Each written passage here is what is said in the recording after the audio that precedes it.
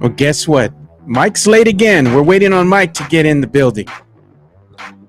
Got a lot to talk about today. We're going to be talking about the Dallas Mavericks surprising the Minnesota Timberwolves. KSAT 12 going on a firing spree. Looks like they're bringing the axe to some of the most beloved anchors that they've had over the last couple of years. Now look I can see Mike just rolled up right now. Always late as usual. What's up, Mario Cavazos? What's up, Tim Gonzalez? Thanks for joining us, man.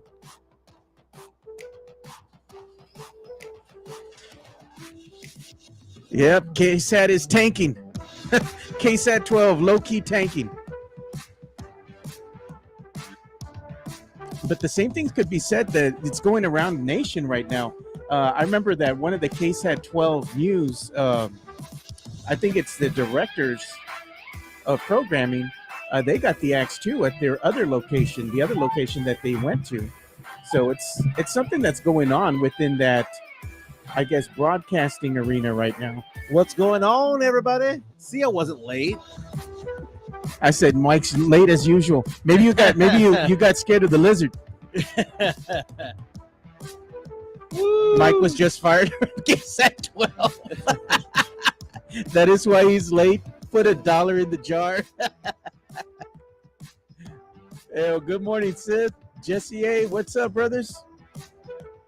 What's up, Chris? Thanks for joining us too, Chris Gonzalez. For each time he's late, he needs to do 30 push-ups live on camera. How am I late? The show hasn't started. You're late because we started the intro when you weren't here. Join the discussion as we broadcast live from beautiful West San Antonio. And remember to tip your host. Like every time you're not here by $10-15. What's up, San Antonio? What's up, South Texas? This is the Alamo City Sportscast coming at you from beautiful San Antonio, Texas. Lots to get into today. You know what? It is a Laguna Madre Thursday. It is. What it is. We're doing that. We're having lunch today, right? You had Laguna Madre on your mind? Dude, it's on my mind, doing the intermittent fasting and everything. And I was already looking at the menu this morning. I'm gonna get the cheeseburger. I don't know why I'm looking at the menu. It's all fried cod and all of that stuff, but I don't eat seafood unless it's sushi. So gonna get the cheeseburger. You're gonna make fun of me, but it's delicious. You're gonna be one of those guys. What's the lunch special today? They're gonna read you off what's going on today, and you're gonna be like, I'll have the cheeseburger. I'll have the cheeseburger, side of chicken tenders on top of that. With the sweet tea. Yeah, it's the same tea that gives San Antonio diabetes, according to Rudy J from in the building. Take the picture of him. Tell him, you want me to get you one? Nice. Nice. I got you one. And Rudy. for those of you listening who want to join us, again, we'll be at the Laguna Madre location, 151. What is that, Westover Hills? Yeah, 151 in Westover Hills. It's right next door to the Bill Millers. You can't miss it. Yeah, it's also 151 Saloon is right there. Oh, yeah, right across the street. So yeah. Very cool. Lots to get into today. Game 1, Western Conference Finals last night. What a game, man. T-Wolves, Mavericks, Luka, Kyrie go into Minnesota and steal game 1. There was a controversial ending down the stretch with about a minute to go. Was it a goaltend or not? Oh, with Cat. Yeah, it was brutal. That was close, man. I'm not going to lie. It was brutal. Meantime, we have to get into lots of other topics involving sports. The NBA announced its all-NBA first, second, and third team. Spurs fans all pissed off. They went after, I think it was Jeff McDonald from the Express News, which is funny because, like, if he hadn't have posted that, I was going to be the one to post it. There was no way in the world Wemby was going to win it. And right. You know what? Hate to say it. Wemby did not deserve it. Yeah, well, you're going to be catching strays, too. It was not deserved. Now, we can talk about the fact that by the end of the season, Wemby was a top 7, top 10 player in the NBA. That is true. When the season ended in April, but this is an entire season long. He was not a top 15 guy in November. He was not a top 15 guy in December, not a top 15 guy in January, nor in February. He turned it up at the end of February, March, April, and we saw the greatness that is Wemby. Dude. By the end of December, you were seeing flashes. By January, he was starting to become not a top Wemby. 15 player until March 1st, man. It wasn't happening. No. It's a full-length season. And not only that, he got very few votes on top of it. But Chet got you're none. not like us. You're not Chet like got us. none. I'm not going to sit there and blow smoke off people's asses and just for likes. You're not like us. Just for likes. Again, Laguna Madre, 151 Westover Hills. We'll be there at what time? 11:45? Yeah, 11. 11:45ish. 11:45ish. We're gonna end the show early, right? To go eat. Yeah, you're starving. I'm hungry. I'm fasting. I didn't eat any breakfast. This intermittent fasting. I stopped eating at 6 yesterday. The 16-hour fast ends at 10 a.m. It ended already. I'm starving right now. I was gonna ask you, who do you think would win in a foot race between you and the lizard? The lizard. That sucker's fast, by the way. Case at 12. My sister sent me this yesterday. Oh man! And she asked me the question: is this discriminatory? Because they got rid of 5 people. Not yet. They're gonna force them to retire on July 1. 5 of the OGs. The article said a combined 180 years of journalism in San Antonio. So we talked about how there's no minority representation in sports talk radio. And is that like a thing, a racial thing, right? Is it an ageist thing? That's what's going on when it comes to the reporters. Business decision. There's a lot to get in there. And here's the thing. I have no inside information, though I will let you know. I know a lot of people at KSAT because that's where I got my start, and a lot of them are still there. That's where the OG, triple OG, Greg Simmons threw the phone at you. A handful of years ago, I was producing at Ken's 5. I was at Ken's 5 a handful of years ago. Yeah. So I know the Fox 29 too, right? Yeah. So my journey was I was an intern at KSAT for 2 years, and then I worked there for I want to say 3 or 4 as a producer and an editor. Went to Ken's. They hired me as a producer, and they hired me as an editor over there. That's where Dan Cook was shaking you down. Yes, that's where I met Ryan Nagel. Yeah. Then I made my way over to KIII in Corpus Christi, and I worked there for a couple of years as a reporter and producer. Then I was at KBB and at Fox 29 over here, and I was a reporter for 5 years. I was a producer on the weekends, and that's how I met Anthony Pittman and Chuck Minkatinik and Ernie Zuniga and all them. And then after that long stretch, I was in finance, still in finance. But I went back for about a year and a half, and I went to Ken's, and I was a producer over there all over again. So, yeah, I know a lot of the people in there. I know the inner workings of how it works. No inside information, but I see what's going on. Yeah, I see what's going on. So lots to talk about today. You can be part of the show if you want to come up on our YouTube stream. We read the best comments out there. And you help guide the show away a little way. What's going on, man? Oh, no, it's Jacob Eric saying full-blown rebuild over at KSAT. Yeah. Yeah, they have a lot of comments here about KSAT, but I thought KSAT was going to streaming news. Oh, they do have that streaming portion of what they do. Yeah. On the app. So Mario Cavasso saying Larry Ramirez is the last of the Mexicans. Hang in there, brother. Stay strong. Drew Show coming out strong, saying $5 super chat, saying, tell us why it's so powerful acquired taste. Who on that all NBA list 15 to 6 would you trade Wemby for? That's a thought, Joe. Go get your boy, Mike or MJ. Okay, so you want to talk about that first? I mean, we are local sports talk radio, so we want to get into Wemby and whatnot. So the NBA announced the all NBA first team, second team, and third team yesterday. I'm looking at the results right now. And the first all-NBA team, let's see if this makes sense to you. Shai Gilgeous-Alexander, Luka Doncic, Giannis, Tatum, Nikola Jokic. Hey, look at that. They got 2 forwards, 2 guards, and a center. There you go. They go. didn't name 4 centers as first team all-NBA team. Okay, so that's stupid to me. How is it that the all-defensive team you're going to rant 4 centers? Come on. But when it comes to the all-NBA team, get angry. All of a sudden positions matter, right? See, I'm just calling the BS that the NBA is doing with this. Man, you had me excited. I thought you can go on a rant. The second team, Anthony Edwards, Jalen Brunson, Kevin Durant, Kawhi Leonard, Anthony Davis. Third team, for the 20th time in his career, 20th. No one else has done it 16. He's done it 20 times. LeBron James, along with Steph Curry, Tyrese Halliburton, Devin Booker, and the one that people don't want to hear in the city of San Antonio, which is Domantas Sabonis, who was third team All-NBA. You go down the list. If there was a fourth team, Wemby would have made it, right? Because Wemby is kind of like honorable mentions. The ones that didn't make it but got votes were Jaylen Brown, Paul George, Tyrese Maxey, Rudy Gobert, Victor Wembanyama, Zion Williamson, Paolo Banchero, De'Aaron Fox, Bam Adebayo, and DeMar DeRozan. Wemby got 2 second-place votes, got 5 third place votes. So think about that. Only 7 people voted for him out of 99. He was not going to be all NBA at all this year. So this is what I'm coming up. So we had that super chat from the Drew Show. Yeah. The Drew Show saying, who from 7 or 6 through 15 would I want on this team? Nobody.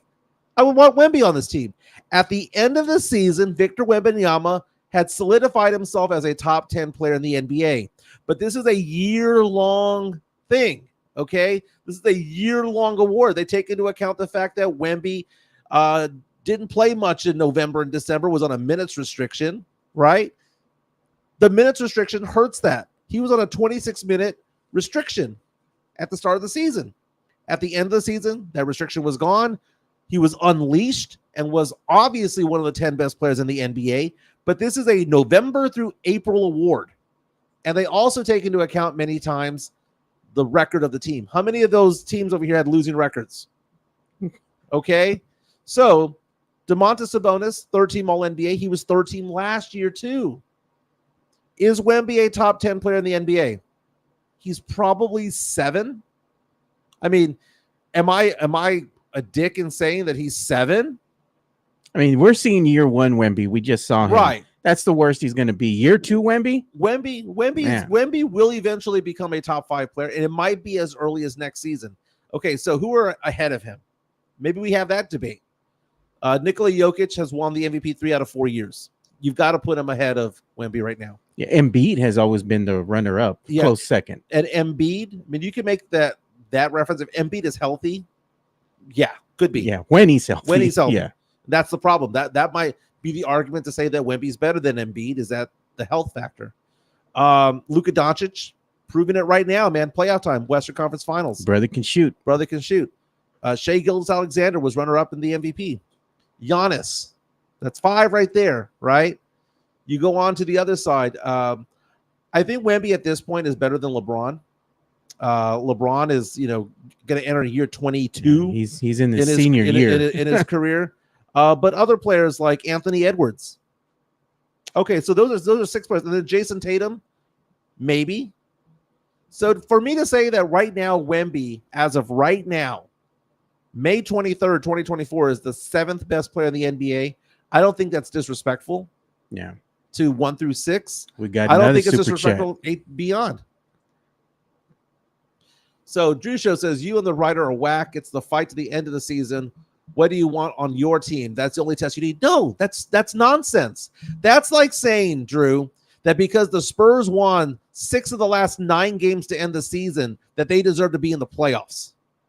No, because they lost a crap ton of games in November and December. It all comes together. Me and my friend Jonas, man, we had a heated discussion. I wish we could have played that live, because I was telling him that I'm gauging the Spurs season as a whole. Right. They're as good as their record indicates, right? Yeah, and they're fixated by March and April, right? Yeah. So my friend Jonas is, well, they were above 500 when they ended the season. I'm like, that's great.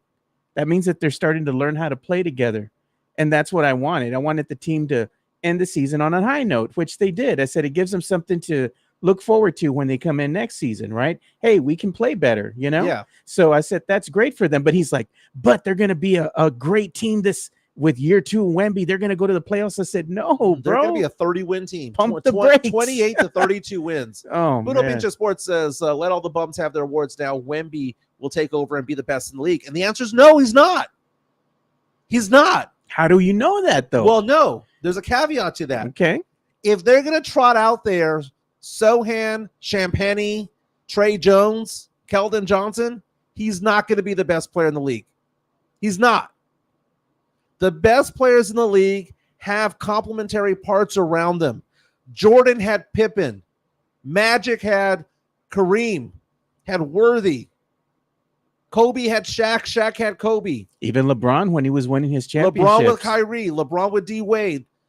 Chris Bosh. Kevin Durant with Steph Curry. No. There's very few times you have like a Pistons of the early 2000s. I think it was like 2004, or the Mavericks when Dirk won and he was the lone star. Had Hakeem.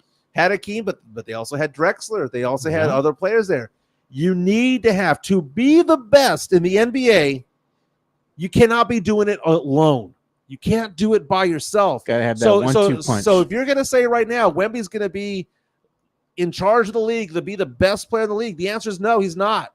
Not right now. Not the way that it's constituted, the way that it is right now. We got another super chat from the Drew Show. He says, show me the ballot where it says this is October to April award. Oh. Dude, stop. Okay, You're just trying to big up yourself. Well, I'm going to show you the ballot.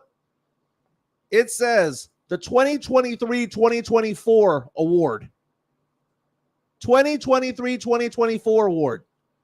It's not the April 2024 award. It's not how they looked at the end of the season award. It is the 2023-2024 key All-NBA team. It's the entire season. And in fact, in order to qualify for it, you need to play 65 games. This is true. And those games are when? October, November, December, all the way through to April. That's why Joel Embiid was not in there. Exactly. I was going to say he wasn't eligible because he didn't play enough games. Yeah. That's it. Yeah. It's a full season award. Now, was Wemby a top 10 player at the end of the season? Yes.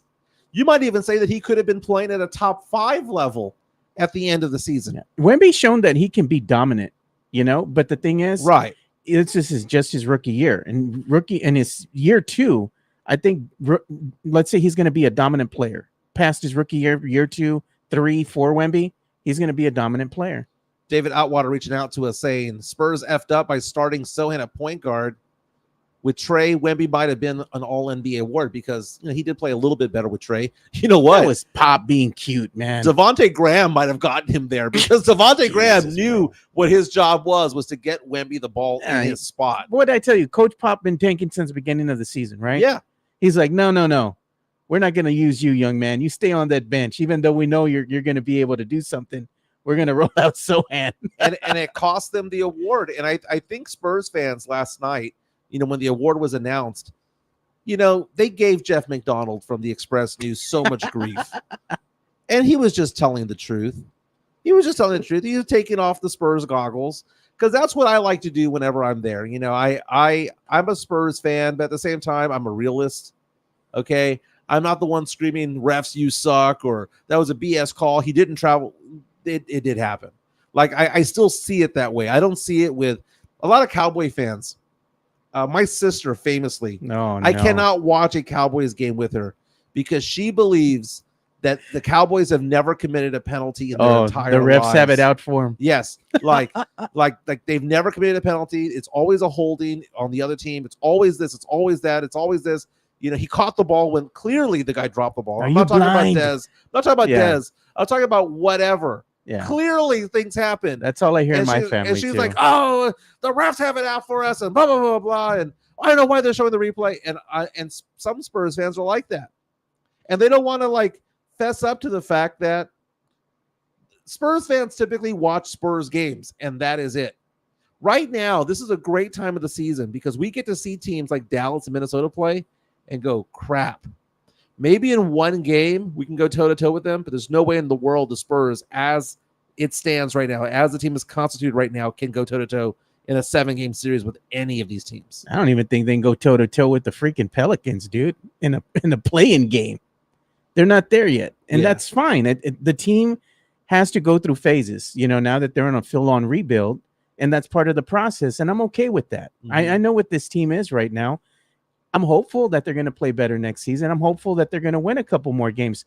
But I'm also realistic. I don't think that they're going to be flirting with the play-in game until Wemby year 3. It took so many wins to make it. So you're telling me that if the Spurs doubled their wins, hear that, Joe. No. If the Spurs doubled their wins from this past season, they still wouldn't have made the play-in tournament. It took 46 wins. The Houston Rockets were 41-41 with a 500 record, and they were 5 games away from making the play-in tournament. West is competitive, man, and we got a comment here from Puro Pinche Sports. Thank you guys for watching, by the way, and if you haven't, go check out Puro Pinche Sports. They're entertaining. They're fun.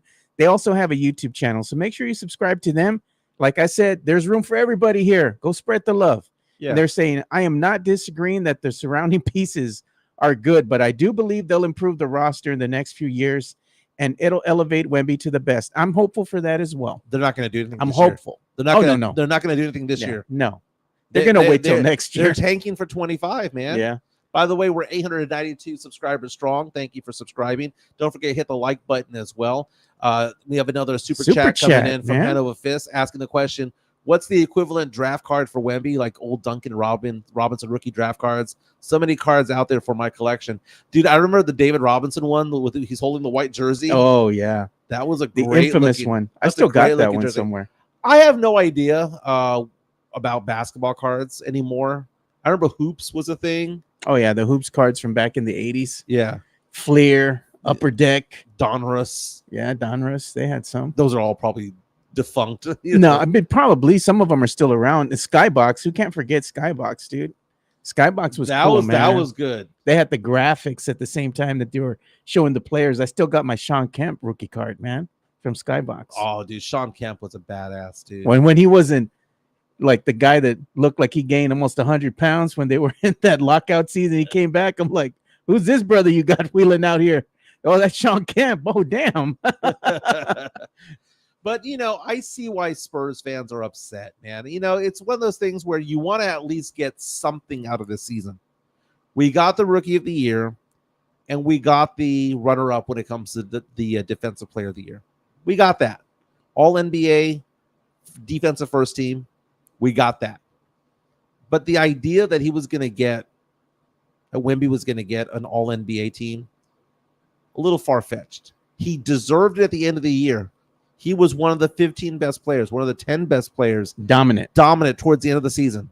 But it is the 2023-2024 award, not how they looked in April. That's not how it was.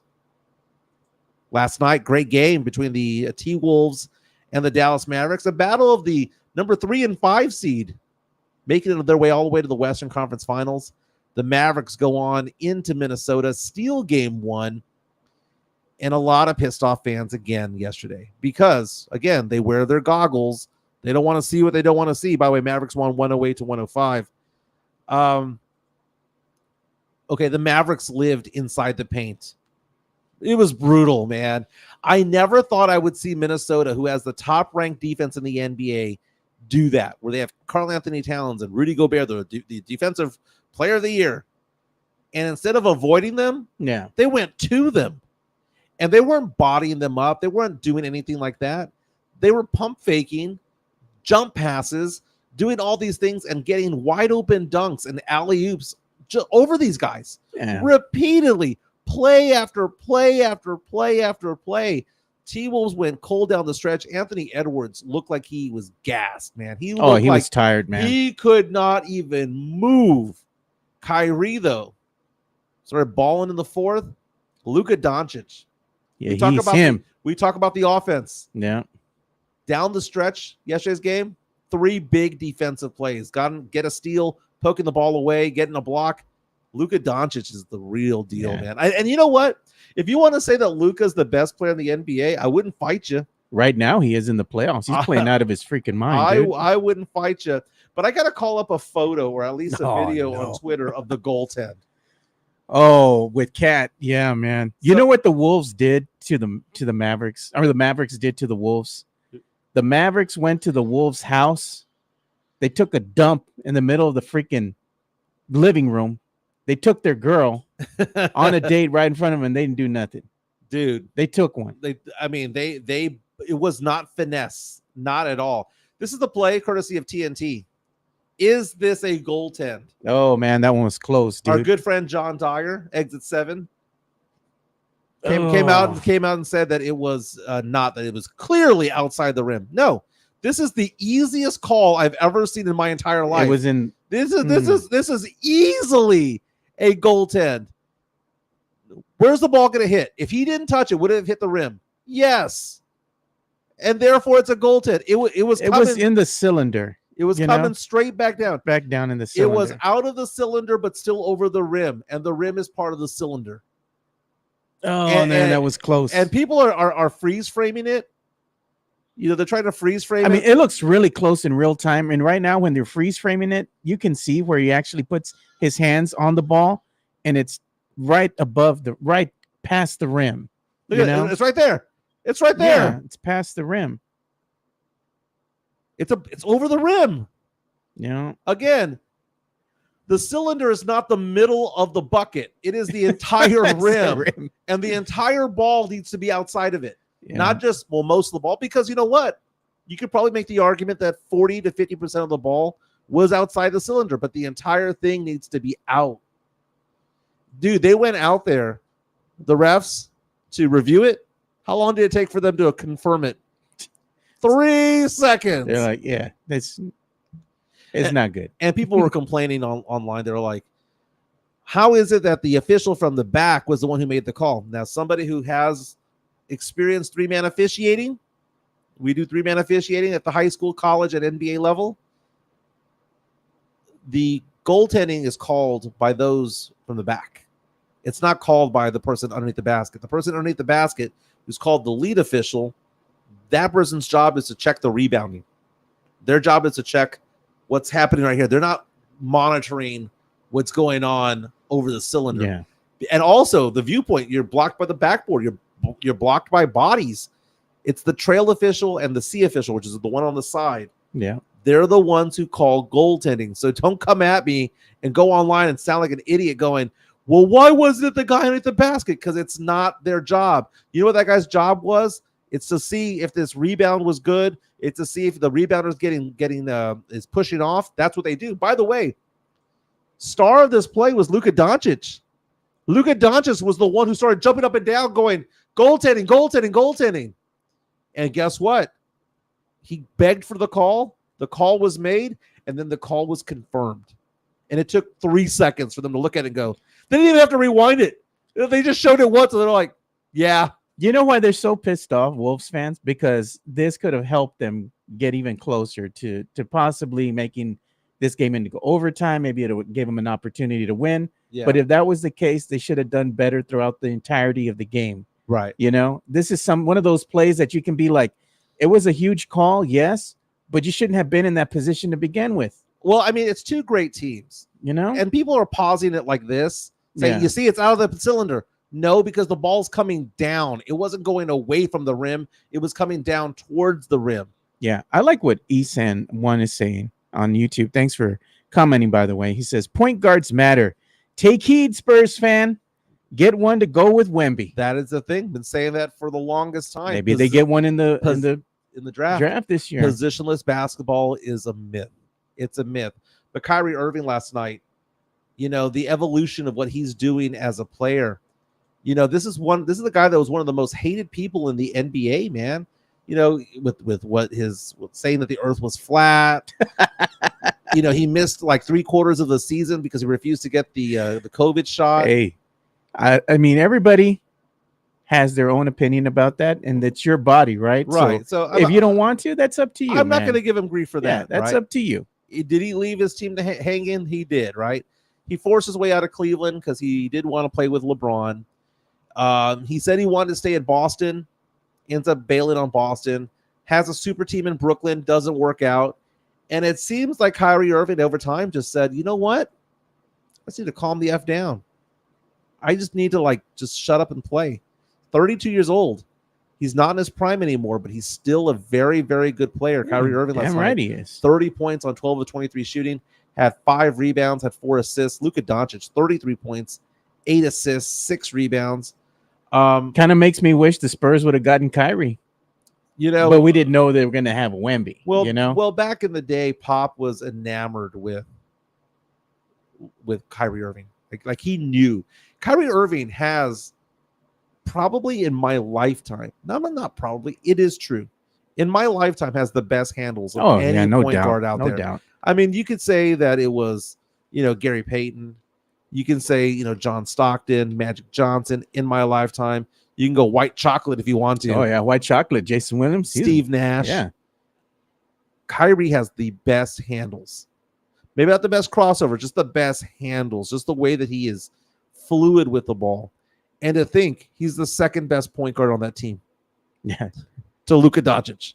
Yeah, but I'm saying they just have a different style of basketball, which complements each other. Yeah, Bane Stain saying best handles and best finishing around the paint, which is funny because like Tony Parker, he doesn't dunk.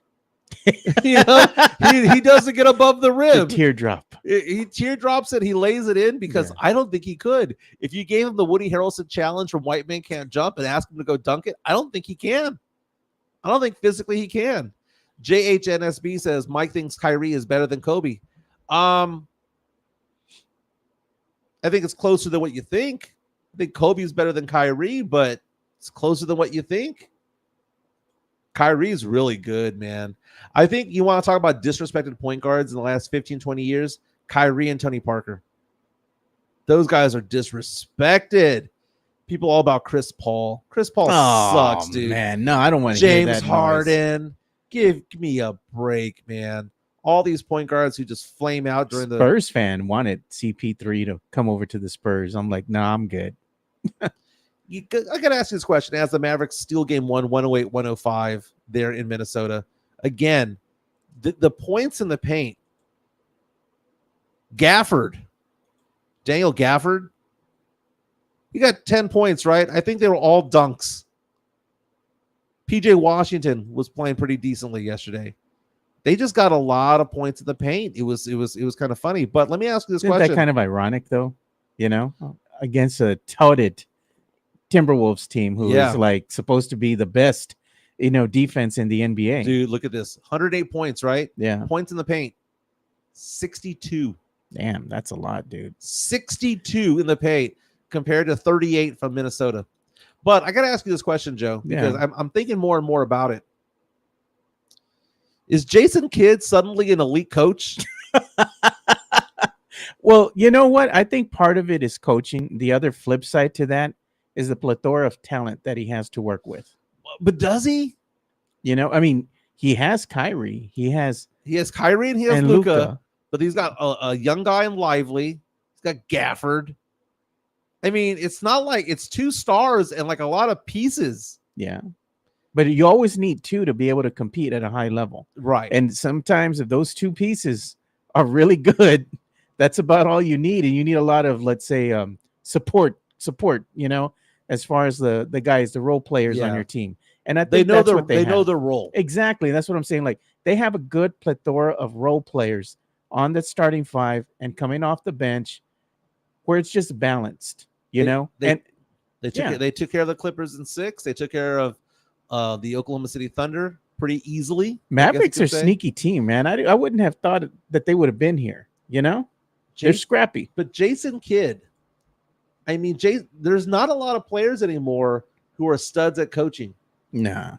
We saw Chauncey Billups try, didn't do so well. I mean, we have the Steve Kerrs of the world, but the thing is Steve Kerr really that great of a coach, man? To me, when you're talking about good coaches in the NBA, you got to talk about Spo, dude. Eric Spoelstra. Right. Yeah. But I'm talking about a star player. Okay. Like, don't get me wrong, Ime Udoka played in the NBA. Yeah, briefly, and he played with the Spurs. He played with the Spurs. Steve Kerr played, and he had some memorable moments with big threes and whatnot. Yeah, but he wasn't the starter. He was a guy that averaged 6 to 8 points per game, knocked down two or three 3-pointers, and he made some big moments, big buckets. Yeah, but I'm talking like Magic Johnson tried being a head coach, and that didn't work. Yeah, no. But is Jason Kidd going to be the guy who went from being like an all-star player, Hall of Fame player, to then being a Hall of Fame potential coach? He gets a ring this year because there's nothing to say that Dallas can't take out Minnesota. There's nothing to say that Dallas can't take out Boston either or Indiana. Dallas has every legit chance in the world. And I'm looking over Jason Kidd, who, by the way, is 51 years old. His coaching career, he's been coaching a while, dude. It's been a decade. He coached for Brooklyn, Milwaukee for 5 seasons, the Lakers for a couple of seasons, and now Dallas with 3 seasons. He has a record of 323 and 296 for a 522 winning percentage. He has a 27 and 28 winning record in the playoffs. But this could be the springboard. He's still a young guy, dude. He's still a young guy with 300 wins. And he could become a Hall of Famer one day. Look what Van Stain says. Gafford and Washington complement Luka. They do. And they also compete, man. They do the little things. Yeah, that dirty work. Yeah. Well, we hope Sohan will become what will we become. Jacob Eric saying that Jason Kidd figured something out, whatever it is. He figured out how to have 2 elite point guards play at the same time. Like, that's unheard of. I can't. We talk about Spoelstra, Pop, or whoever. I can't think of another coach that could have had those guys buy into it, because Jason Kidd, he has credibility. He played the position. He played the position at an elite level for so long. May not have been winning chips or anything like that, But he went to the finals too, you know? he did. And Jason Kidd as a player, though, my goodness, man. Jason Kidd is just, he was such a fun player to watch. High basketball IQ. Very much so. And remember, the Spurs wanted Jason Kidd back in 2003. They almost had him. He had an agreement with the Spurs, like a verbal agreement, a gentleman's agreement. Right. But then he's like, nah, I'm going to back out. So who would you rather play for? Five-time NBA champion, Olympic gold medal coach as well, Greg Popovich, or a 51-year-old Jason Kidd, who did win a championship in 2011, was a 10-time NBA All-Star, 5-time All-NBA first team. He made a second All-NBA team, 4-time All-NBA defensive first team, 5-time All-NBA defensive second team, was Rookie of the Year. The guy can go in there and say, look, I got a ring. I was All-NBA. I went to the finals three times. Went to the finals. Follow me, Kyrie. Follow me, Luka. And that's probably the secret to it all. And then if there's free agents out there, you want to aspire to be that guy. I think that we're seeing the beginning of something very special with Jason Kidd. Jason Kidd's already bounced around. His 4th team, he's bounced around. But Dallas is a good place for him. He played there. He played there, yeah, in his rookie year. Yeah. Ishan saying Kidd went to the finals 3 times, did win 1. Yeah, forgot about that. Yeah, he went 3 times. He went twice with the Nets. Asking the question, do coaches get gold medals? I don't know if they do or don't, but they do lead the team. I'm sure they do. Why wouldn't a coach get a gold medal? Because they didn't play. I don't think they get a gold medal. They don't get a gold medal. That medal. might be right. I don't know. It would be stupid if it was true. I mean, look at what Puro Pinche Sports says. Jason Kidd got better as a coach once he sat as the assistant. He was terrible in the beginning. This is true. Jason Kidd did need some seasoning. I like talking about Jason Kidd. I mean, he's had a lot going on. He had his own personal issues, man. Things that happened back in the day. Yeah, he had a divorce and everything happened to him. Remember the whole incident involving Tony Braxton back in the day with Mashburn and remember that that they were all in love with Tony Braxton. That was the rumor back in the day. Udoka can fix the squad. That's what Seth is saying. I think so too. Tonight we've got game 2. Pacers, Celtics. Celtics gonna blow them out, dude. Pacers had every chance to roll up 5 with a minute 58 last game. Game 1 up 5, minute 58. Halliburton wet the bed. Halliburton was dribbling it off his leg. You saw missed free throws, missed 3-point attempts, missed jumpers. Jaylen Brown knocking down a 3 to tie the game with about 3 seconds to go. That was their opportunity. Opportunity wasted. They're going to lose, man. They're going to lose big time. Celtics going to run away with this one. I don't think so. Gut punch, dude. No. Gut punch. No. I think they come back and win the second game. Boston lost game 2 in the first round. Yeah. Boston lost game 2 in the second round. But I'll put some money on it, dude. Ooh, we're going to bet some Laguna Madre on this one? Yeah. I'll bet you some Laguna Madre. The spread did go down because game 1, the spread was 11.5. Tonight, it's 8.5. I say the Pacers win this one. Win this one. I'll give you the 8 points. Hey, we're going to win this one. I'll give you the 8 points on like a Bill Miller's tea or something like that. A Bill Miller's tea. Slice of key lime pie. Do they have like pecan pie over there? Dude, I can't. I think they do. Dude, it's 11 o'clock. We're gonna go over. Like, Mike's like 11:15. F it, let's go. in 1 hour, I will have a my God. Laguna Madre. And who's gonna join us? By the way, if you're in our chat, come join us. Join us, man. 151 Westover Hills, man. Yeah, I'll put the Texican hats in the car, man. Who's gonna come visit us, man? Who's gonna come visit us? They can match. Oh, and I forgot to show you guys. I did, in fact, buy me a new cap for my Sancha team, The Texans, the baby. Texans. I gotta take a picture and show it to Pledger. Tell him, is there room for me, Pledge? He said he would welcome me in. Let's give some love to our friend, our good buddy, Jeff Garcia from Locked On Spurs, Ken's 5. Locked On Spurs is your daily Spurs podcast, hosted by Jeff Garcia, the lead Spurs writer for Ken's 5 San Antonio. Jeff has a healthy plethora of guests all the time on the Locked On Spurs podcast. You can also follow Jeff on threads at Jeff G Ken's 5 SA. You can also follow Jeff on Twitter at Jeff G Spurs Zone.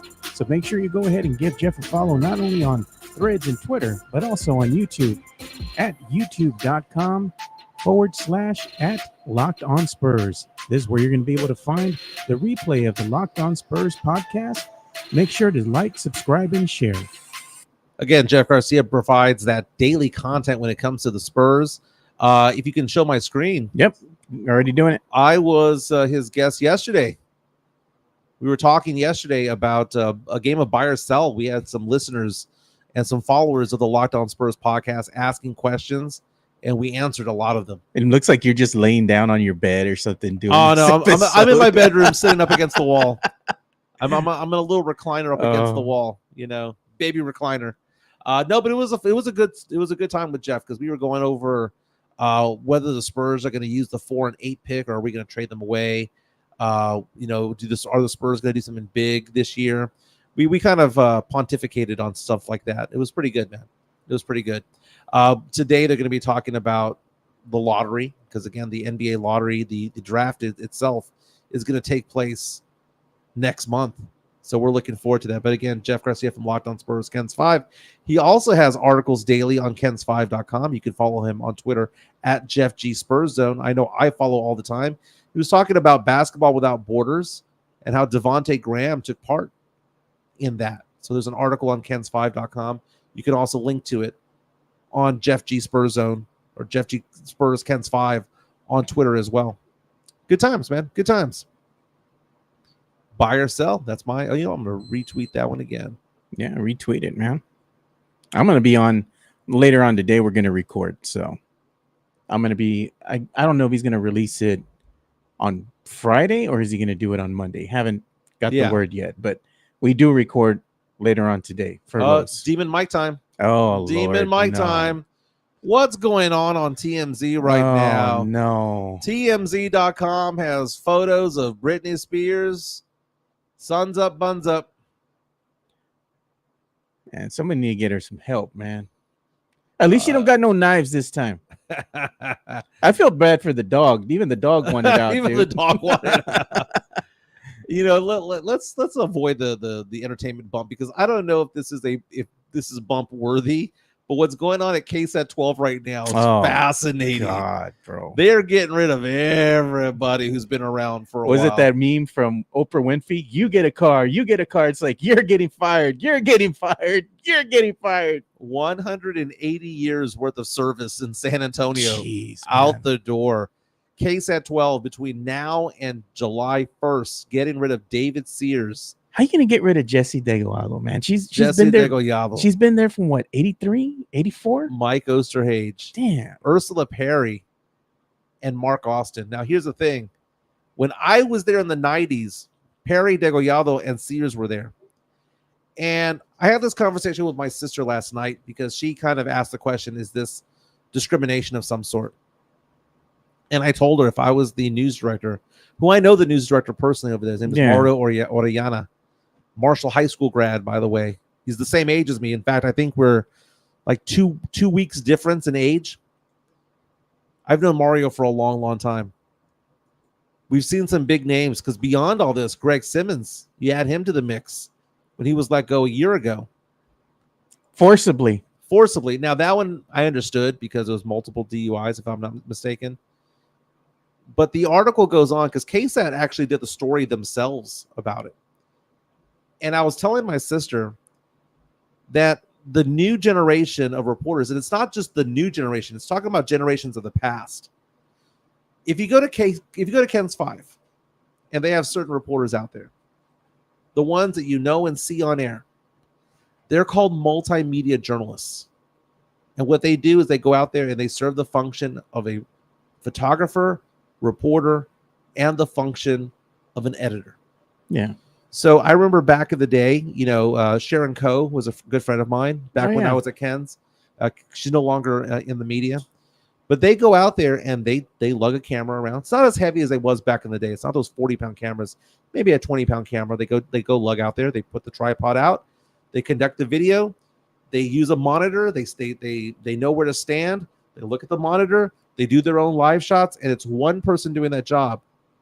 When I was a reporter at KBB, when I was a reporter at KIII, I would go report a story. And like Brian Sanchez, who's still at KBB, would go and be my photographer. And then I'd go and I'd give it to a gentleman named Chris Palmer, and Chris would then edit it. Or maybe the photographer would edit if they had time. Sometimes I did. But the fact of the matter is that it was like a handoff. I would do the words, they would do the video, someone would do the editing. These guys aren't doing that. No, man. They're not going out there and reporting and being the photographer. They're not going out there carrying around a tripod. Can you picture Jesse Degollado at 70 some odd years old going out there with a camera? They don't do that anymore. And when you have somebody who's been working at a place for 40 years, we're talking about income levels that are through the roof. And on top of that, PTO levels that are probably through the roof. How much PTO do you think these guys had? Jeez, was it more than 2 weeks? Oh, yeah. They probably have 5 weeks off, 6 weeks off. They got at least a month or more, bro. Yeah. Come on.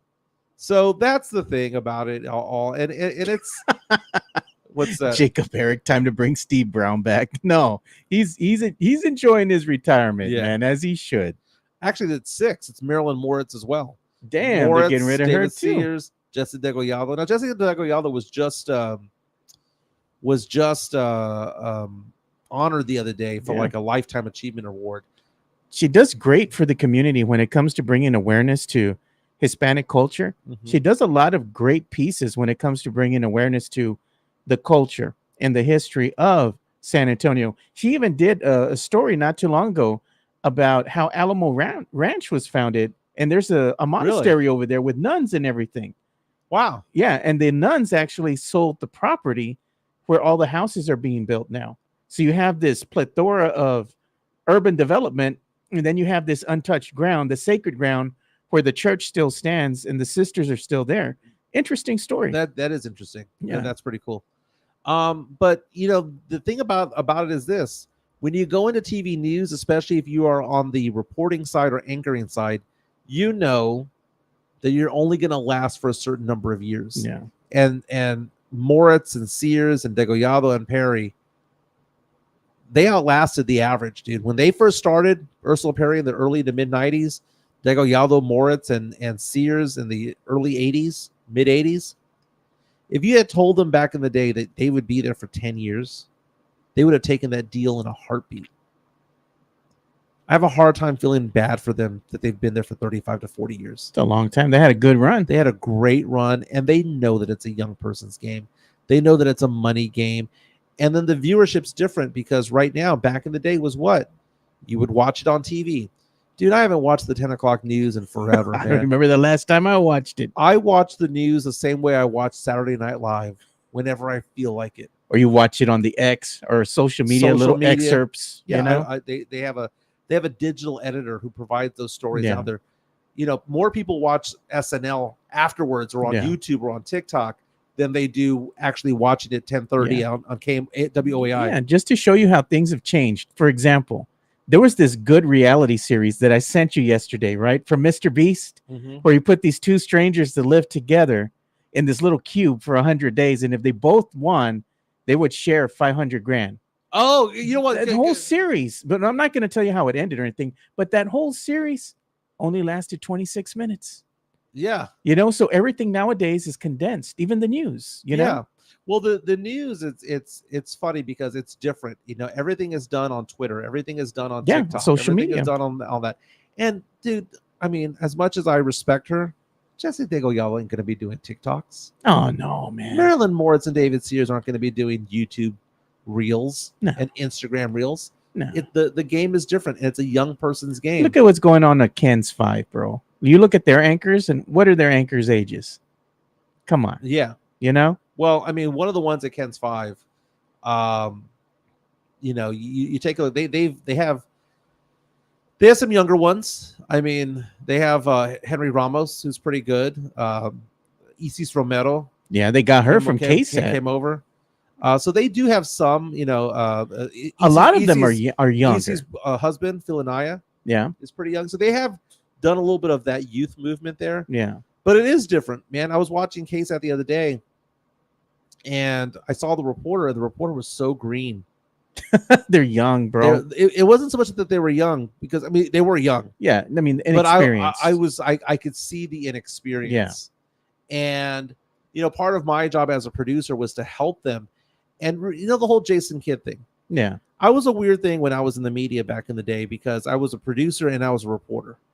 So the reporters could talk to me differently because I knew what they went through, because I was also a reporter myself. And I knew how things work.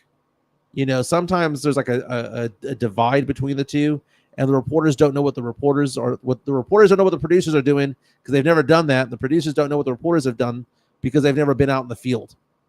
And I had the pleasure of being able to do both. But it's a young man's game. And the old saying, you can't teach an old dog new tricks. That's part of it. D'Lo asking the question, do you think they are making livable wages, though? It's actually a good job for them. It depends on who you're talking about, because if you're talking about those who are in their 60s and 70s at KSAT, they were probably doing very well for themselves. Reporters, TV news reporters here in town, basically make right around what a teacher makes or less. It is the haves and have-nots when it comes to local TV news. You have 4 or 5 people making a ton of money. You've got a few people making good money. And then the rest are working part-time jobs doing other things. Do you see this, man? Jonathan C., the reporter for Ken's 5, who wished Mr. Drew P. Webbles a happy birthday. Now, let me ask you this question. Now, part of this, whenever I hear that, because KBB also got spoofed a while back, right? Whenever I hear that, I think to myself, well, that was funny when Bart Simpson did it, right? Yeah. But who wakes up? They had to have had an Edgar cut, right? Yeah, who wakes up and says, you know what, I'm going to go reach out to a TV station and do that?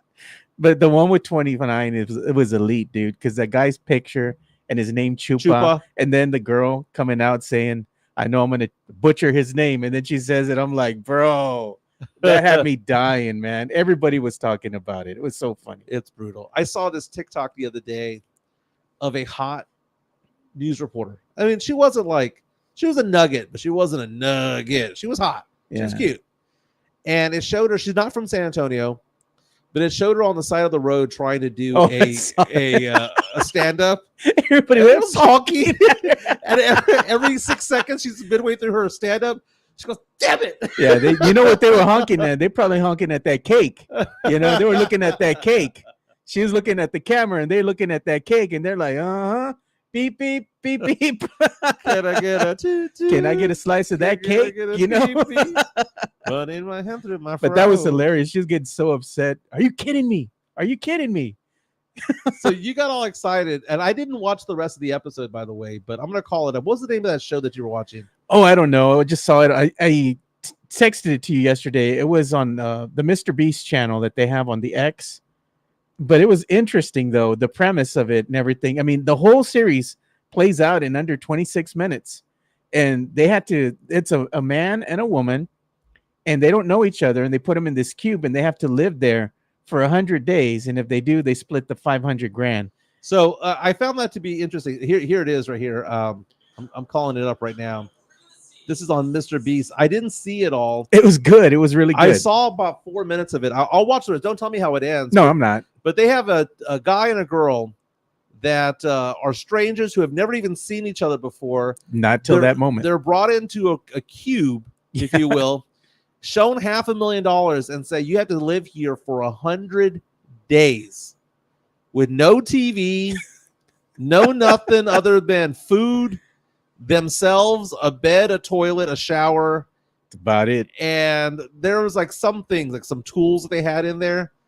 And eventually, every 10 days, they're being tempted but they have to give up 10 grand. 10 grand, 50 grand, because they have like all these canned food to live off of. Yeah. But they're like, one of the ones that I saw was, we'll give up, if you give up 50,000 of the 500, we'll have gourmet food brought in. A chef that will prepare you whatever you want. Yeah. And they have no idea what time it is. They don't Yeah. know if it's daytime or nighttime. It's basically solitary confinement Yeah. in a bigger cell. I mean, Yeah. it's basically solitary confinement inside of what amounts to be a small apartment. I'll watch the rest of it today. It was really good, dude. It was entertaining, and it's only 26 minutes long. Now, don't answer the question. Yeah. If there were Latinos in there, Latina and a Latino, they'd be screwing by day 3. They'd be screwing by day 3. You know they would be. Oh man. And then I saw that one scene where they're like, we went to sleep for the night, but they were only asleep for 2 hours. They thought they slept for 7 or 8. It was just 2. Jeez, bro. And they're trying to say what time they think it is, and they're like, well, we think it's 10 a.m. right now, and it was really 2 a.m. Yeah, I got to stop showing the video because then Mr. Beast will get mad at us on YouTube. Oh, okay. Mr. Beast is funny though. No, he is, dude. The dude, I was listening to, like, he comes out on some of the videos I watch, like how to, get more viewership, how to get better at doing what we're doing, Yeah. And they give really good information. And Mr. Beast, people think, oh, he's just doing it haphazardly. He doesn't care. No, this dude cares about everything. Mm-hmm. It kind of looks like he might not be, like he doesn't care or he's unprepared or something like that. It's just a shtick because he has like a full-on media team behind the scenes doing every single video, thumbnails, everything down. He has it all down to a science, dude. Yeah. So it's like he's making a lot of money, man. Your girl, Sniper Wolf, dude. Oh no, man. You don't want to talk about Sniper Wolf? No, you can talk about her. I'm just like, that girl, nothing but trouble, bro. Yeah, dude. She is showing a lot of she crazy, bro. a lot of weaponry these days, dude. Yeah, she crazy, bro. Yeah, let me look her up real fast, because there was a video that I saw of her, and for those of you who don't know who Sniper Wolf is, she's a YouTuber. She's also kind of a gamer as well. Was big on Twitch. Has like 36 million followers. And I'm following the fact that she's out there rocking the guns, dude. She goes out there and she goes to the range, and she's high caliber. She ain't going out there with an 8mm nugget, because you refuse to let her in the tournament. Yeah, the baddie brackets. Man, she's nuts, dude. She full on nuts. Full on nugget. Nah, bro. I might. Wait, we got to say this. So for those of you who don't know who she is, let's show some photos.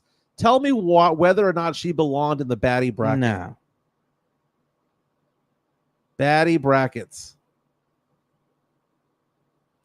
I mean, come on, dude. Nah, she crazy, bro. You wouldn't let me have her on the baddie bracket. It wasn't just me. It was like all the other people that were voting. They were like, "No, don't put her in there.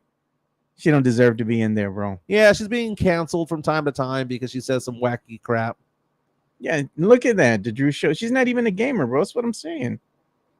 Her soon-to-be ex-husband exposed that he played the game and wrote the scripts for her to read. Hey, it works. They're making money. I mean, to quote the guy from Office Space, she made $1 million. She made $1 million. Nugget, dude. And by the way, the ex is named Sausage. He goes by the name Sausage. Oh, Lord. Ugly, dude.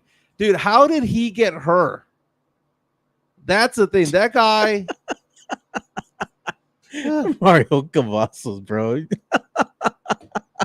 Love me some Sniper Wolf, dude. Oh, jeez, man. I'm gonna look up Sniper Wolf and Sausage.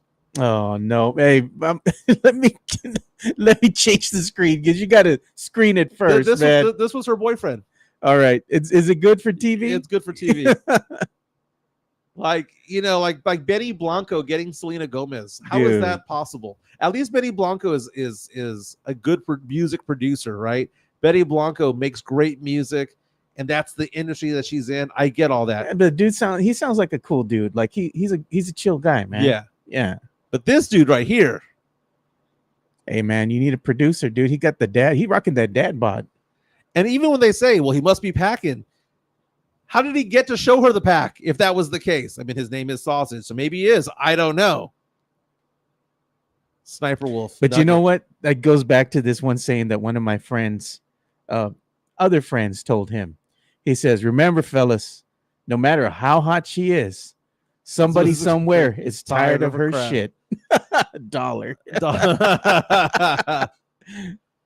Oh goodness, man! I've got that Laguna Madre. You got that hankering. Yeah, I'm gonna look up their menu right now. Oh man. You know, because if we hadn't chosen this, I would have forced you to take me to Long John Silver's. Oh man, I don't know about that. I haven't been man. there in like 20 years, man. Long John Silver's. Look at the menu at Laguna Madre. They're not even sponsoring us, but they have fried calamari now, fried pickles and onion rings. Everything's fried there. Hey man, these Texican hats are nice, dude. Whoever's gonna come out to lunch with us, they can get treated, dude. Woo! You get the red one, you know, that's a nice looking hat there. You get the gray one, get your pick. I think Mario Cavazos might join us, so I'll bring the hat. I'll bring the hats. Look at these combo meals, man. Bunch of fish. Gross. Come on, man. I love seafood, man. The tacos they have are fish. No, that's I don't. Not here's for me the for the land lovers. Oh man, the deluxe crispy chicken sandwich, chicken tendies, and the boiga. By the way, I say boiga. You know who pronounces it that way? Sniper Wolf. She talks about the boigas. The boigas. Tonight, game 2, Eastern Conference Finals. Yeah. So what are we betting on that one? What are we going to do with that one? For which one? For Pacers Celtics. Pacers Celtics, whatever, man. Lunch next Thursday. Bet you lunch. I'll pick up the tab for next Thursday. Nice. And if I win, you pick up the tab.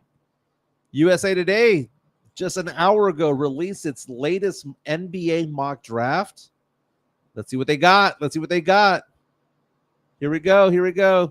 They have Bronny. They have Bronny James odds, draft odds. Lakers plus 180. Not bad. Spurs plus 1,200. Jeff Garcia. If you're listening, Spurs are plus 1,200 to get Bronny James according to DraftKings. College Sports Wire predicts him going number 55, second round draft pick of the Lakers. I feel bad, man, because he's not an NBA talent, dude. I mean, he did very well in the combine, but that guy's not NBA talent. He's 6 foot tall. I know that homeboy from Kentucky is also 6 feet tall as well, but still, there's a different game, different dynamic of it all. Looking for the mocks. You know what? I just thought of it, man. Leha and everybody, they need to get some USOA hats made, man. Just like these Texican ones. These are nice hats. I got compliments when I wore this one over in Houston. People were wondering where they could get them.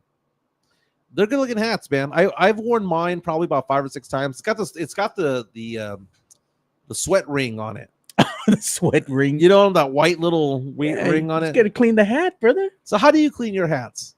Just get to wipe them down. Little wipey, a little cloth, man. Because back in the day, they used to sell those things where you put like this contraption inside it. Yeah. And then you put it inside the dishwasher.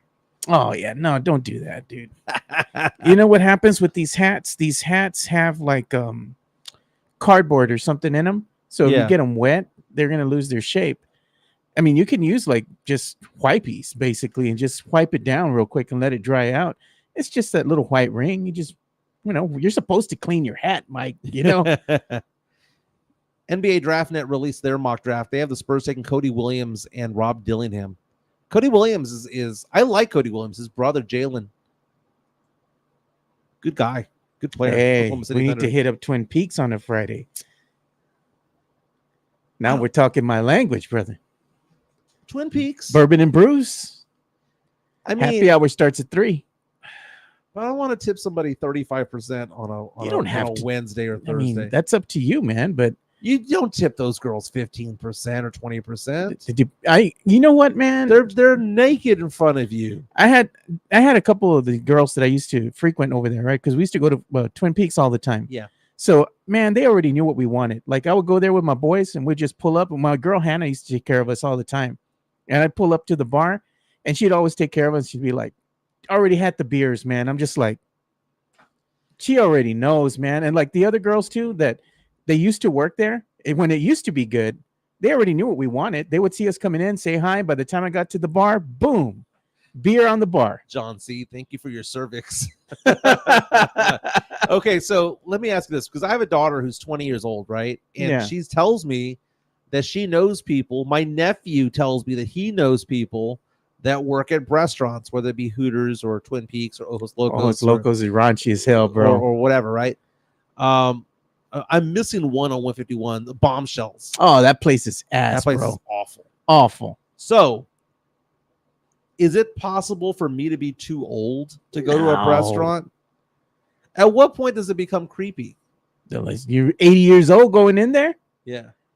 But if you're 80 years old going in there, who's going to tell you anything? Sam Salinas reaches out to us saying, being a girl dad, I always want to tell these girls, mija, do better in life.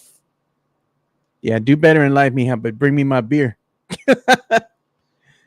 Jeff Garcia says Jimenez didn't see that he tweeted out the Bronny James story 20 minutes ago. Very cool. You're on top of it, baby. On top of it.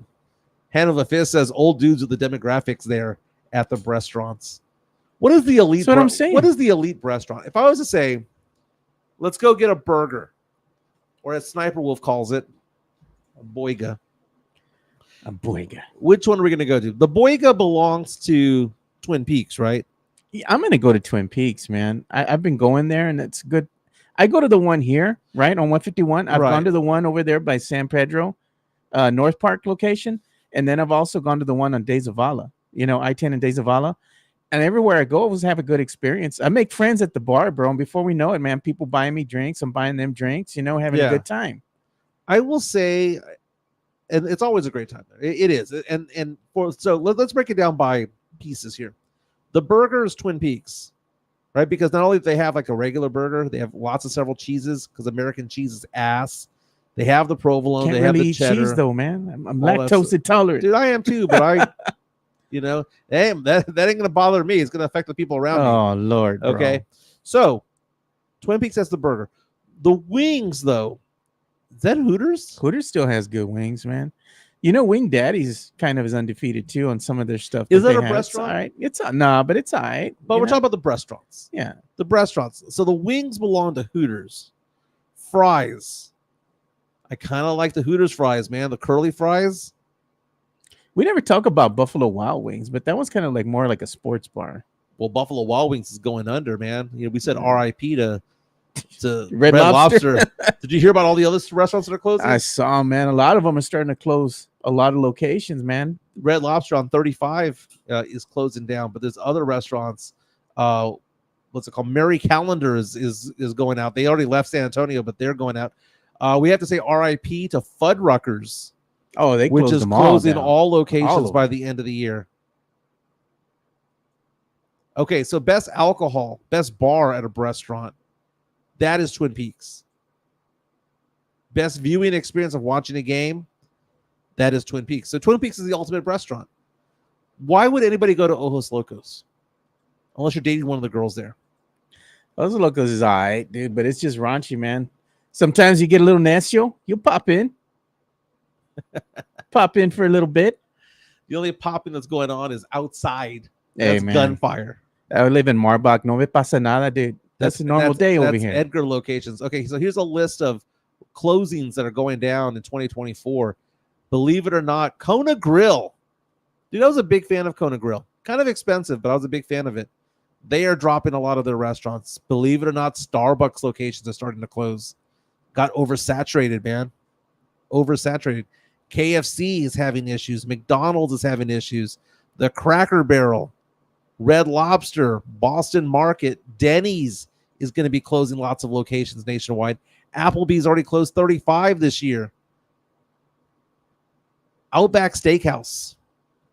Dude, this is where we're in Gen Z now, right? Gen Z, the kids my daughter's age, 20-year-old. They don't go nowhere, man. They don't want to do any of this crap. No. Chili's is probably going to go under eventually. Yeah, they Chili's, I don't even know how they're open. They sell their stuff so cheap, and it's like you get a whole bunch of food for like $10. Yeah. And it's not good food. Same thing as could be said for Applebee's. Like you go to an Applebee's, they got cheap liquor. They got like $1 drinks. $1 margaritas. And I mean, you drink a lot of those. I feel sorry for you, man. Little Bitch of Sports says, rest in peace to the OG shit I grew up on. No dollar, because I'm just quoting. Sabaro's is starting to close. Oh, I know. Oh man. my God, I love Sabaro's. That was a go-to Italian restaurant, man. They're gonna the keep mall. they're gonna keep the locations in airports, I believe, and a handful of mall locations. But Sabaro's, the one at North Star Mall, excellent. It's just one of those things, man. Dude, that's like Uber Eats is killing it all.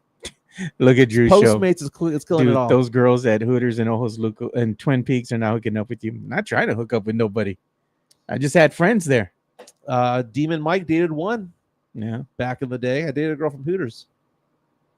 Yeah, and it was funny too because the one of the main bartenders they used to have at Twin Peaks, she jumped ship and went over to the Hooters.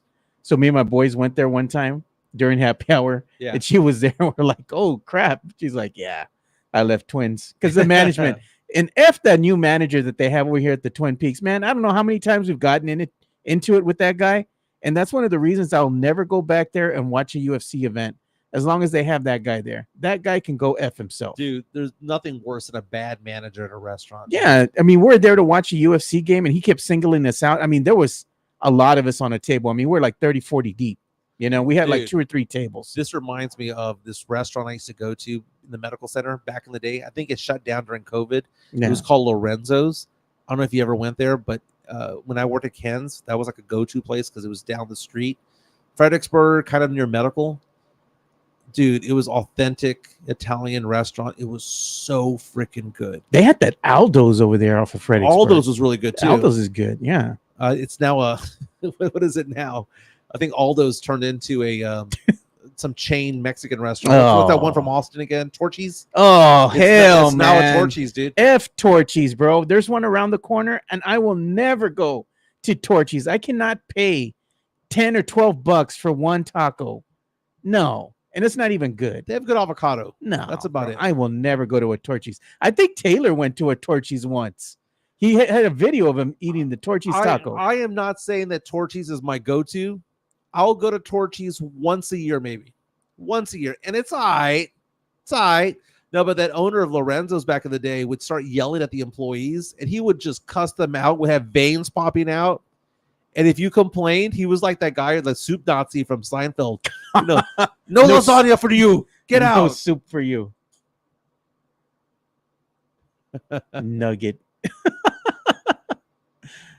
So the thing about dating the girl from Hooters back in the day, I didn't meet her at Hooters. I met her at class. She was taking classes at SAC. So I didn't know that she was a Hooters girl. I didn't mind it. She made good money, man. Oh, man, Sith. Texas Roadhouse, the ketchup steak thing happened there. That's disgusting, dude. They messed up my steak. Manager got heated. I didn't want my food spat on, so I ate it with ketchup to try to save it. That's disgusting, dude. Well, I mean, there's a way to complain about your steak. Just don't be a dick about it. You know, just bring over the server and say, hey, man, you know, I'm not this kind of guy typically. You know, I know you guys are busy, but the steak was not done correctly. Can you see what can be done? You know, if you come at them pretty good, they'll come at you pretty good back. It's when you get mad and angry. Yeah, being a Karen. And I know that, man. I have family members. I have friends who are like that. And you can tell they've never been in the food service industry. Dude, it's 11:30. I look at that, D-Lo. Y'all don't F with seafood boils. LA crawfish is fire. Speaking of seafood boils, my boy Chris Leja said he's going to be having a boil soon. That's gross. Seafood boil, the crawfish? Come on, that's gross, man. Dude. Sucking the head off that thing. That's gross. Man. You don't like nothing good. Gross. You're not even. I'll just have the corn. Thank you. Oh, man. No. You got to get the crawfish, break it off, you know. That's disgusting. Suck out the brains, get all that seasoning. That's disgusting.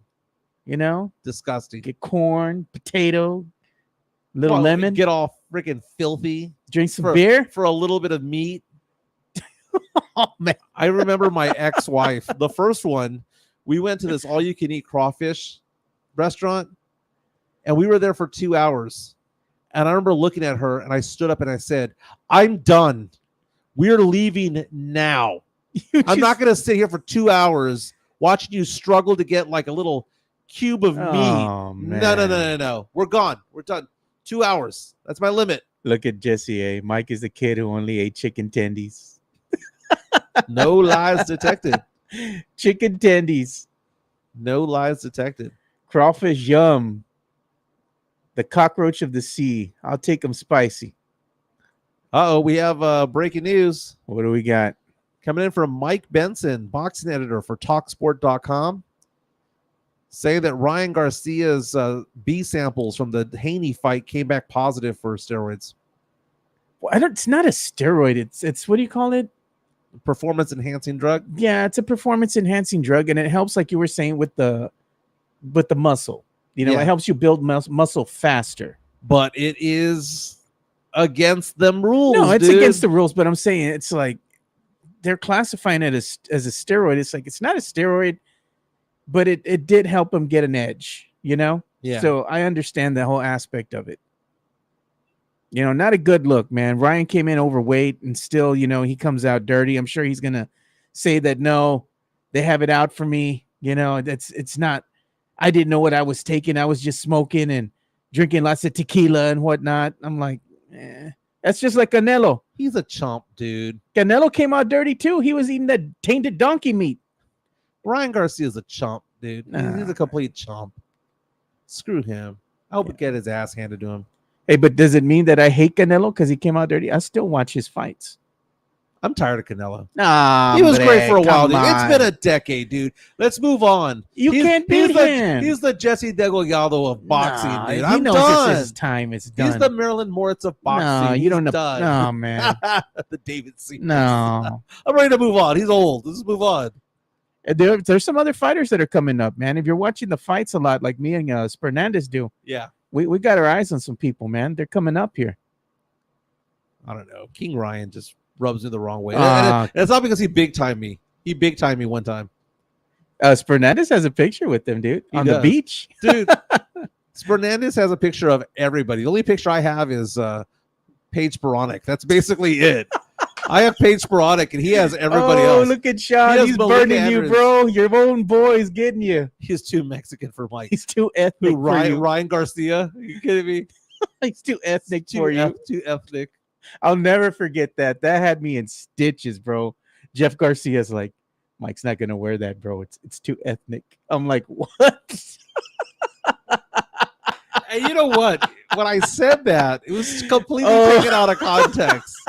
Completely taken out of context. Like Jeff could not wait for you. Just like, oh, this is gold. I'm gonna call everybody. No, it's too ethnic for him. Brutal. Just like you and the Finding Jefe with the steak on the platter and everything. That's why he got back at me. That's exactly what it was. Oh my God. Oh, Jeff knew he messed up. He knew he messed up Yeah. when he saw you. Is that a steak?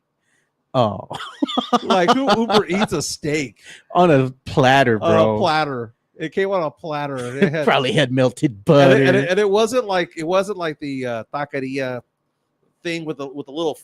There's nothing worse than that shitty ass napkin they give you at the taqueria. yeah. You know, it has like the plastic fork. Like it can't cut anything, right? Yeah, or it's a spork. It's Yeah. even worse. Who makes those napkins? Like, is it even a napkin? Tissue paper. I can't bro. even blow my nose with it, much less Yeah. use it as a napkin. So it reminds me of that because Jefe's out there with this really nice Juicy steak. juicy steak along with like this, like the knife and fork they gave him was like elegant. Oh, it was top tier. It was like he'd find it at a nice wedding, you know. Yeah. And he's just there, you know, like he's conducting an orchestra. I'm like, what are you eating? A steak? Oh, Where'd you get it from? Postmates? You postmated yourself a steak? And he goes, yeah. And then he told me how much it costs. And I was I'll like, bet, bro. I was like, oh my God. That's New York, dude. No, dude. That's New York, man. I don't know, man. He's like, and it's a French restaurant. French steak. He stumbled onto a French restaurant. I'll never forget that. And then the funny thing about it is that one of his friends on Locked On Spurs asked him the question about the steak, like, I don't know, a week later. And he kind of told the whole story again. And his friend was like, dude, Seriously. See, it wasn't just you, bro. Yeah. You know, I think it was Nick Montas, who's now with KSAT. Oh my God. Look at that. Money bags. That's where he got that. Did you say steak?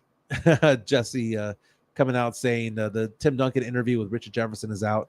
It's real short but funny. Yeah, we'll talk about that. The clips that they had leading up to it, where they're acting it out, and Jefferson's going and taking care of the trophy, one of the trophies. I'm assuming it's the 2003 one. Is that the one that it was? Yeah. And and Tim's calling him back, going, "Hey, it's been 24 hours, 72 hours. 40 hours. We want it back." Yeah, that's funny. I was at the Spurs Club the other day, and one of the good things about going to the Spurs Club is that you get to overlook the courts, and they have the curtains down. And I was thinking to myself, "What's going on? What am I missing?" Yeah, they have the courts down, but the curtain down. But the good news is, I found out yesterday that my limit of guests per visit has gone up from 2 to 4. Oh. Party of 5. Fancy now. Party of 5. Yeah. I never been. I want to invite to go. Let's make it happen. Yeah. I have to put on my blazer though. Yeah, at least a polo. At least a polo, no shorts. Yeah. Sean Quintero, who's on the on our stream, was like, "Hey, I want to go meet you out there." I was like, "Okay, cool." And he goes, "Well, we'll go after I go golfing." I'm like, "Well, unless you're golfing like Payne Stewart with pants, Yeah. or you're wearing the pants with the polo." "No, I'm wearing shorts." "They ain't gonna let you in." Got to wear slacks, khakis. Yep. Got to look nice. You got to play the part, bro. It's a nice place, baby. Yeah. I'll bring my blazer, my nice shirt, Blazer. my blazer. I need to get some collar stays, man. I've lost all of them in the dryer. I have no idea where the hell they are. Really? Yeah, the ones that hold you down. Yeah, if you ever wear a shirt without it, it's like butterflies out. Yeah, it goes all over the place. Yeah, I gotta go find some Men's Warehouse. There you go. Hey man, the guy that does the commercials for the Men's Warehouse, dude has a great voice. Oh yeah, you can love the way you look. We need to have him do us a voiceover, dude. That's like, damn. Well, it's 11:40, dude. I gotta Yeah. get going. I'm starving. Let's go, bro. We'll call it a show. All right, we'll be at noon. We'll be at the Laguna Madre, 151 Westover Hills. Come join us. We'll see you boys tomorrow. Maybe we'll talk about the Tim Duncan interview with Richard Jefferson. And Celtics will win by 20 tonight. Yep. See you boys tomorrow.